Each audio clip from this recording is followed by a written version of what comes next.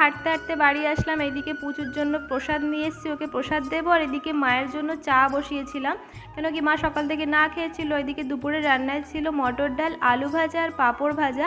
তারপরে সন্ধ্যাবেলা এখানে আমি সন্ধ্যা দিলাম, আর মা এখানে তিনজনের নামে 3টে প্রদীপ ধরালো। আর আমি সন্ধ্যাবাতি দিয়ে যাব একটু বাজারে কিছু কেনাকাটি আছে বলতে, পরের দিনই তো পয়লা বৈশাখ, তার জন্য পুচুদের জন্য, সোনা মায়ের জন্য কিছু জামা কাপড় নেব।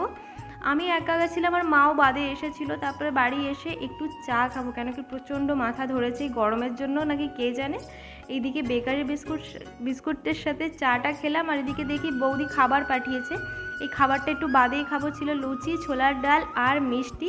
তারপরে পুজোর সাথে একটু শয়তানি করছিলাম বলতে, সামনে একটা মামা আছে, লজেন্স দিয়ে গেছে, ও আবার আমার হাতে দিয়ে দিচ্ছে, আবার নিয়ে চলে যাচ্ছে। তারপরে 10:30টা নাগাদ ডিনারটা সেরে ফেললাম লুচি আর ছোলার ডাল দিয়ে। তাহলে আবার দেখা হবে, আসি তাহলে, টাটা।